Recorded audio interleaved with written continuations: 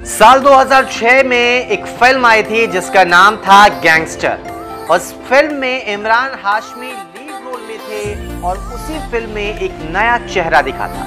वो चेहरा था कंगना रनौत का। फिल्म गैंगस्टर से लेकर मणिकर्णिका तक कंगना की जिंदगी में कई उतार चढ़ाव आए और आज कंगना की जिंदगी एक अलग ही मोड़ पर आकर खड़ी है।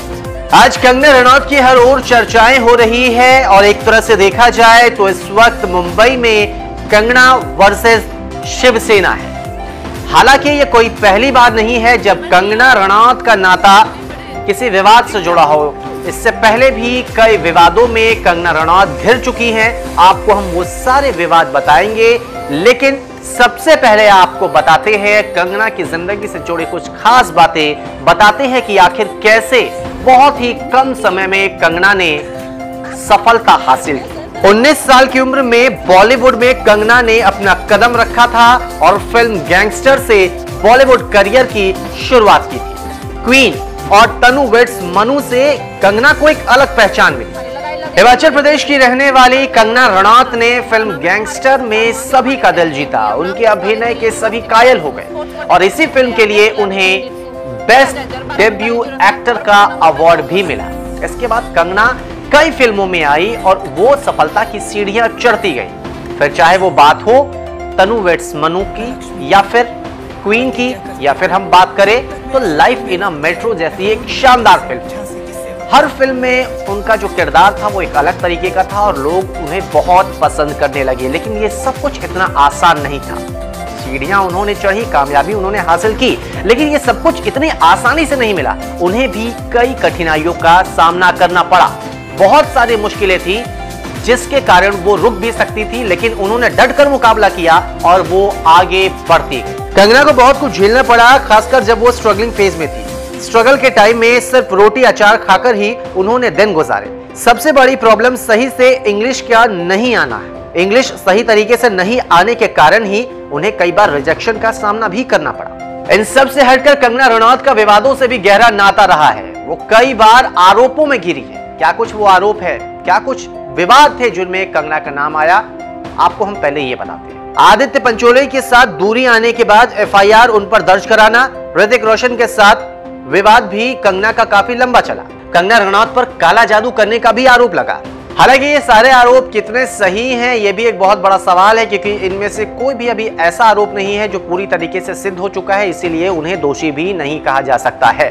खैर, सुशांत केस के बाद फिर से कंगना सामने आई। उन्होंने अपनी जो बातें रखी, जो बेबाकी से उन्होंने अपनी बातें रखी, उसी की वजह से वो कुछ लोगों के निशाने पर भी आ गई। खास करके बॉलीवुड और कुछ राजनीतिक दलों के निशाने पर वो ज्यादा आई। खैर, इसकी जो शुरुआत हुई थी वो एक अलग तरीके से हुई थी। कंगना ने सुशांत की खुदकुशी के बाद आरोप ये लगाया था कि उन्हें मारा है बॉलीवुड के नेपोटिज्म ने, लेकिन सिचुएशन अब काफी ज्यादा बदल गई है।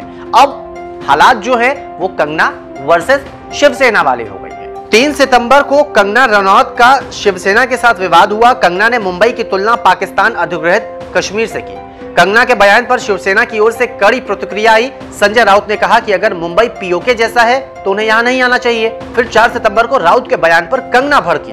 राउत के बयान पर कंगना ने पलटवार किया और कहा कि महाराष्ट्र किसी के पिता का नहीं है। 5 सितंबर को मुंबई की मेयर ने भी प्रतिक्रिया दी। मुंबई की मेयर पेडनेकर ने कहा कि कंगना को मुंबई में रहने का हक ही नहीं है।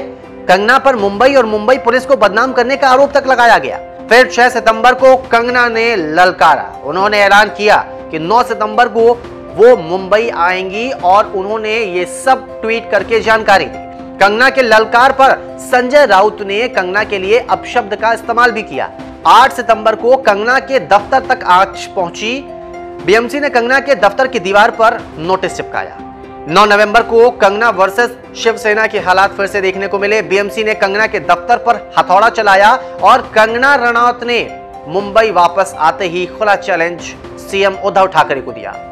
शुरुआत हुई थी सुशांत केस में नेपोटिज्म को लेकर, लेकिन अब जो सिचुएशन है वो कहीं और जाती हुई दिख रही है। अब जो हालात है वो कंगना वर्सेस शिवसेना वाले हो गए हैं। हालांकि एक तरह से हम ये भी कह सकते हैं कि अब जो स्थिति है वो अस्मिता की बन चुकी है। खैर, अगर हम बात करें शिवसेना और कंगना की तो ये कोई पहली बार नहीं है जब दोनों के बीच आमना सामना हुआ है। फिल्म मणिकर्णिका और ठाकरे इन दोनों की जो रिलीज डेट थी वो एक ही दिन पड़ी थी और इसे लेकर भी संजय राउत और कंगना इन दोनों के बीच तीखी नोकझोंक हुई थी। हालांकि सामने सामने नहीं हुई थी, जिस तरह से अभी चल रहा है कुछ उसी तरह के सिचुएशन थे। हालांकि शब्दों की मर्यादा वहां पर रही थी, वो गरिमा बरकरार रखी गई थी। अब एक बार फिर से शिवसेना और कंगना के बीच तू मैं हो गई है और कुछ ऐसे भी शब्द इस्तेमाल किए जा रहे हैं जिसे लेकर काफी ज्यादा आपत्तियां भी होने लगी है।